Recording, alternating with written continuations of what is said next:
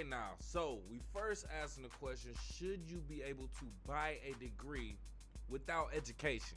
Think about it. I also want to know, are more people going to be homeless? What are we doing about this homeless crisis that's going on? You think we'll ever see a full city of homeless people? Just ponder, let it ponder and marinate, because we also talking about Good Burger 2, another movie and sports, all more. That's all coming up. You kicking it with KC, baby. Let's go. Popular topics that may or may not be talked about in the news with yours truly, KCMC, 10 plus years experience in radio and more. Let's explore.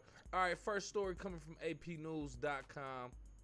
We're saying this is why we should be able to buy a degree, essentially. Now, the story is talking about nearly 9,000 private schools in Louisiana operate without state approval, serving families disengaging from traditional education due to the fallout from COVID-19. Now, U.S. public school enrollment overall dropped by 1.2 million students, during the pandemic's initial years, with many students transferring to private schools or homeschooling. Louisiana's unapproved school system doubled in size since the pandemic, totaling over 21,000 students. These institutions vary widely from single-family homeschools to schools with several dozen students. However, the lack of state oversight raises concerns about education quality, safety, and whether schools exist at all. The State Department of Education has no authority over these unapproved schools, leading to issues like backdated diplomas and potential fraudulent practices, prompting concerns about safety and education safety and quality. There's a lot going on with this story. It's focusing in on Louisiana because not only do they let you just homeschool your kid, but they'll let you start a school that's unapproved and unregulated by the state. So you can go through some type of process or no process at all and claim that you graduated and get a certificate. Now, that's not necessarily saying that the state is going to approve it, but let's talk about why I even care about this. It's just funny because this specific school in Louisiana, they said they are selling diplomas for $250 with a $50 application fee, $35 for the diploma cover, and $130 for the cap and gown to walk at the ceremony. We're looking at a total of $300, $430, $465. $465 for diploma cover, application fee, and the cap and gown walk. Ain't that crazy? Now, I think I absolutely agree with this. The only reason I don't is I don't like the unauthorized schools. I don't like the unauthorized schools because then you got these people allegedly starting schools, but they're not really authorized. Like, they don't really have to abide by any state guidelines, curriculums, or have to prove or send in any test results just to prove that their child is even meeting certain standards and guidelines. They just have them running wild and just calling them schools. Like, that's what I don't like about it. Other than that, I'm completely cool with it. Who cares if the diploma from the school isn't credited or nobody respects it? Like, at the end of the day, if you can find, if the person who's getting that diploma feels good, it fulfills them, and or they go to a job and that job accepts that diploma, oh well, that's between them. That's their discretion. That's the part I do agree with. So overall, I do think you should be able to pay for diplomas without the education. As a matter of fact, this is my theory. I think all education should be free. I'm talking about grade school, all the way to college, all the way to master's and post-college education. All of it should be free. The education should. But to get the degree or certification, I think when you get to them points where you usually would graduate and get a diploma or degree, you should either take a test or do something to prove that you comprehended that knowledge and you understand what you were taught. Or if you fail that test, you should be able to just flat out buy your degree or certificate from whatever it costs to run that whole operation to get you there. That's just what I think. Let me know what you think. Go off in the live chat in the comments, call into the show. 313-466-4386. That was a good topic right there. I got one more topic in me real quick if you don't mind. Pause. We also talking about this homelessness situation. This is also coming from AP News, Associated Press.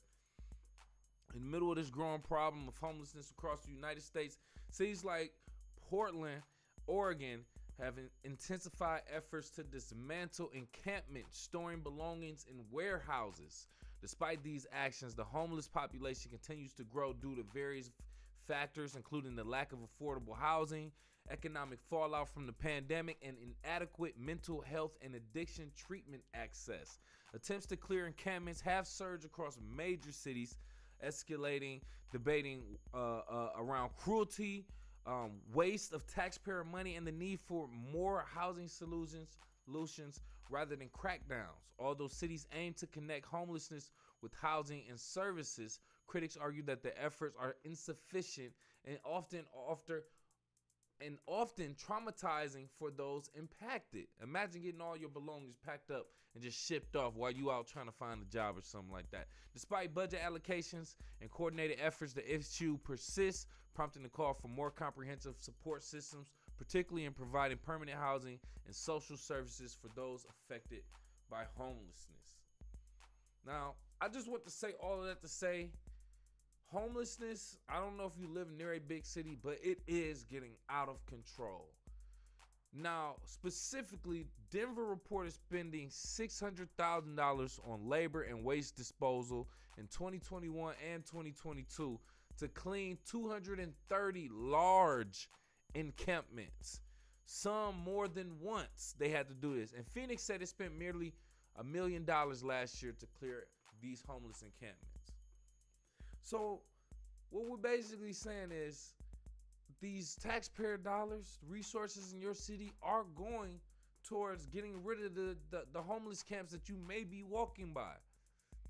What you're trying to ignore, giving them money on the freeway or giving them money when you walk past, you're still eventually giving them money through taxpayer money by them cleaning it up and moving them somewhere or potentially putting them in a housing. But for example, me going to Chicago, there's homeless tents everywhere, bro. Everywhere. You can't even really walk to the beach safely because there's homeless tents all along that strip, Lakeshore Drive, and a whole bunch of other places. So I know what it means. I know what it means. Detroit also, same thing. So I think it's wild. I think it's crazy. And I think it's going to continue to grow. I have a wild theory that movies like Hunger Games are going to become a reality. Cities are eventually going to become half rich, developed parts and people living there. And then the other half are going to be homeless camps, encampment sites. It's going to be the rich and the poor. And it's going to be borderlines just like it basically is now. But the only thing separating it is the middle class. And I think that's going to shrink and become nothing. So we will eventually probably even see entire cities filled with homeless people, which sounds crazy, but that's just what I think. Let me know what you think. Go off in the live chat in the comments or call into the show. 313-466-4386, man. I'll switch it up real quick, man. You know what I'm saying? Just had to get that out of my brain. Now we moving on to movies that we recently seen. Scenes I saw Corn Stream. You know what I mean? So we actually saw a sequel to a classic. An alleged classic. Good Burger. We saw Good Burger 2 on Paramount Plus, no endorsement. This was an hour 31 minutes of comedy drama starring the childhood favorites from Nickelodeon, Kenan and Kel, man. So it was good to see them together.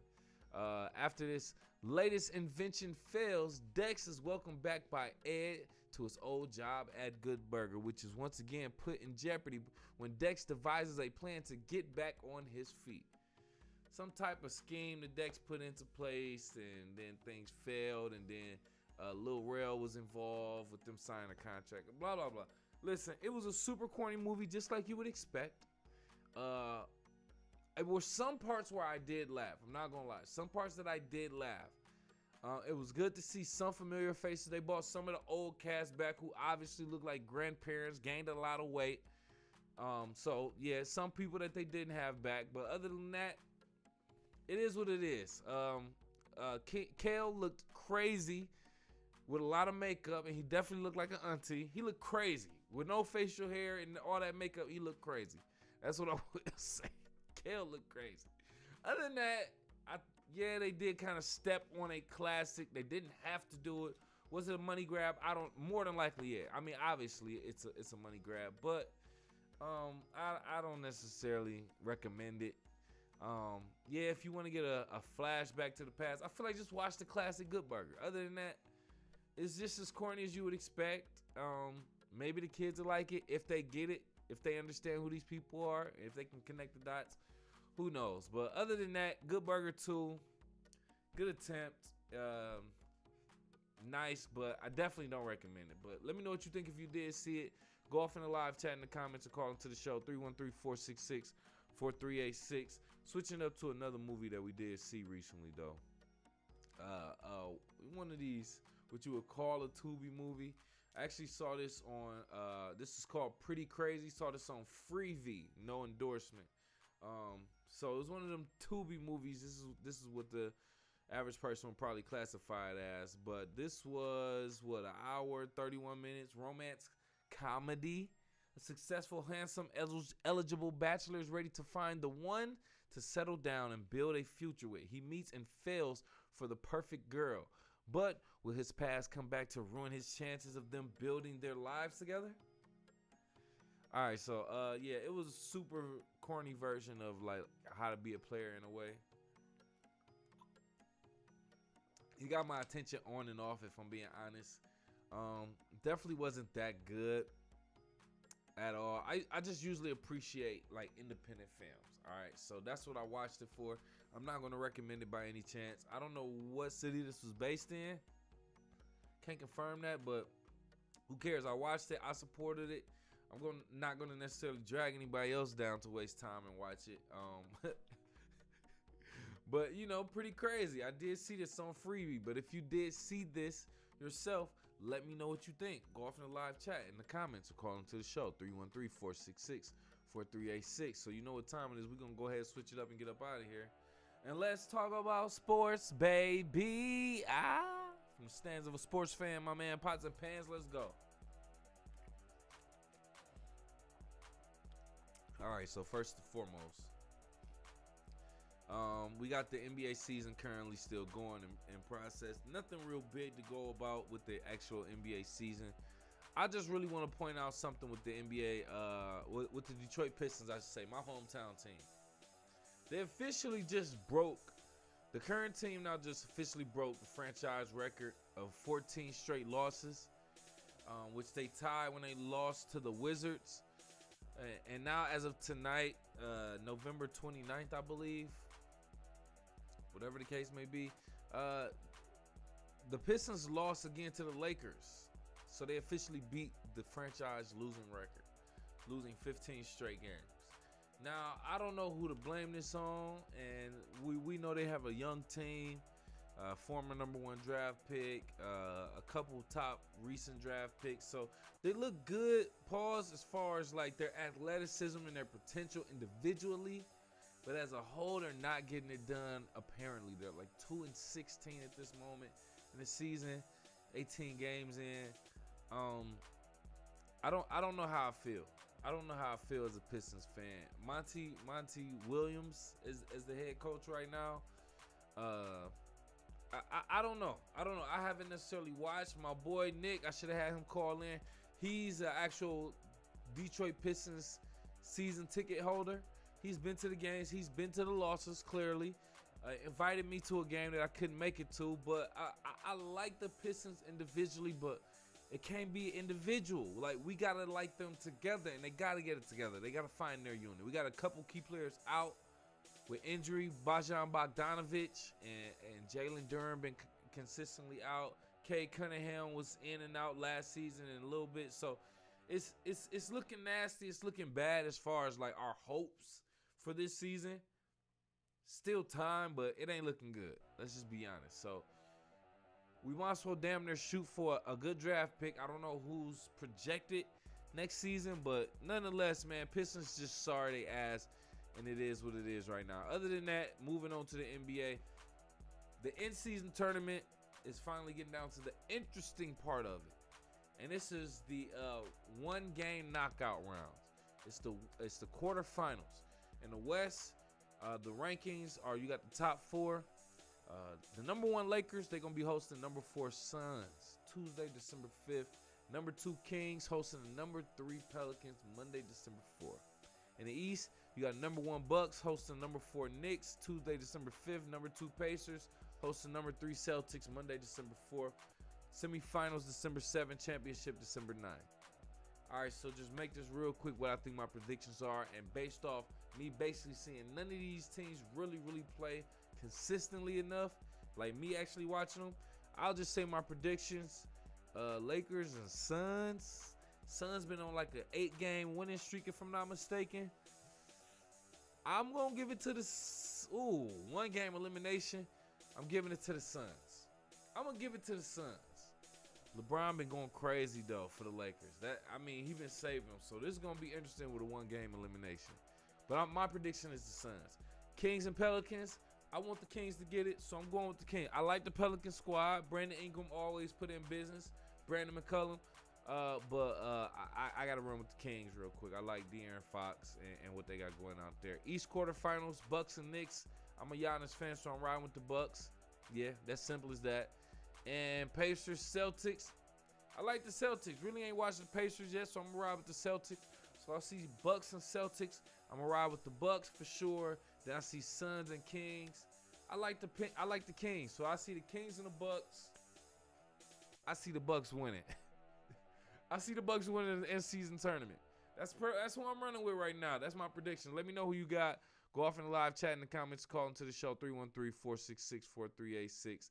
Moving on to the NFL real quick, if you don't mind. I only really got one update, man, and I want to be real brief about this. This is just an update on Aaron Rodgers. Aaron Rodgers will begin practicing with the Jets this week, just 11 weeks after undergoing Achilles surgery. The decision means that the Jets now have 21 days to activate Rodgers from injured reserve. If they don't, he will have to remain on injured reserve for the rest of the season. That deadline has been set as December 20th. 4 days later, the Jets play the Commanders in a game that Rodgers has publicly earmarked as his preferred return. Will we see Aaron Rodgers return? Should we see Aaron Rodgers return? I say no. Jets ain't worth it. This season ain't worth trying to revive. Just take the whole season off, big fella.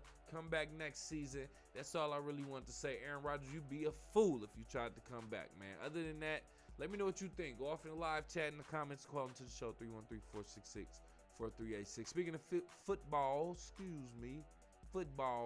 we're going to talk about college football because it's big right now. Pause.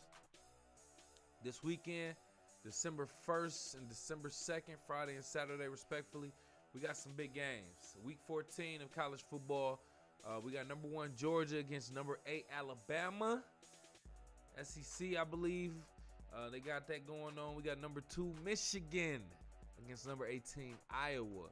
Saturday, December 2nd, both of those games. Number 3 Washington against number 5 Oregon. Going to be a very good game. Friday, December 1st. And then Florida State against Louisville. Florida State number 4, Louisville number 15. Saturday, December 15th. Good showdown games. I see Michigan getting the win. Washington, Oregon is going to be a shootout. I see Michael Penix Jr. and Washington getting that win, though. I do expect to watch that game. Florida State versus Louisville. In theory, I see Florida State getting the win, but I want to see an upset. And I really want to see it with Alabama and Georgia. I want to see Alabama beat Georgia. The only thing is, Alabama beating Georgia don't really mean nothing to Georgia college football playoff championship chances, because I think they still go.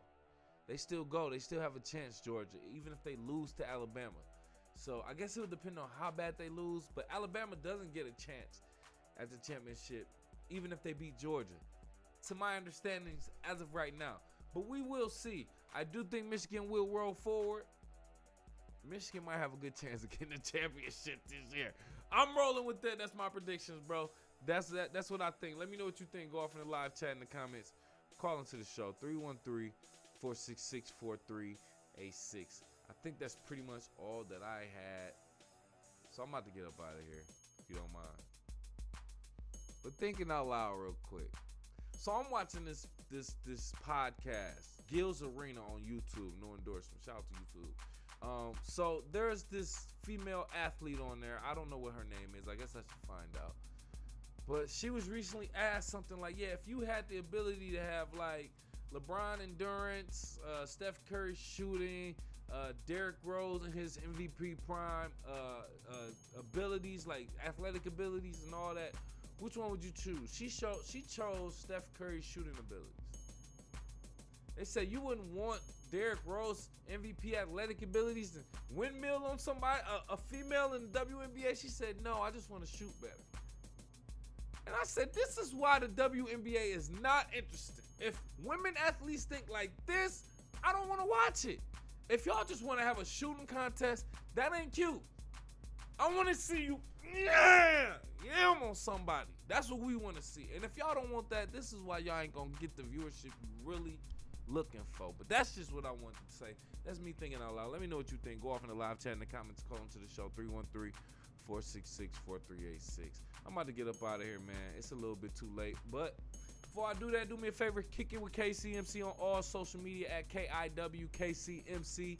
That's Kick It with KCMC, just the abbreviations on Facebook, Twitter, Instagram, TikTok, Snapchat, all that at KIWKCMC. Show some love to my sponsors too. Team Elite, they on Facebook, Twitter, Instagram at Team Elite 313. All the social media sites, TEAMELITE 313, and check out their website, teamelite313.com. Ask your mom, baby. Appreciate you again for kicking with Casey. If you got this far in the video, hit that like button, hit that subscribe button, hit the alert so you know when we going live. I appreciate that because we might pull up on you at any time. And that's for the free love. If you got a couple dollars, donate to the show so we can grow, but we ain't begging. Just want to put that out there. Other than that, make sure you tell a friend to tell a friend. Make sure you check out my singles. We got Juice and Hands and Knees. Everything is in the description. Also cited all my sources to my articles. It's in the description also. And check out Unc Talk. Also on creative content media curation. Check out the other show with Unc KG. Other than that, we out, man.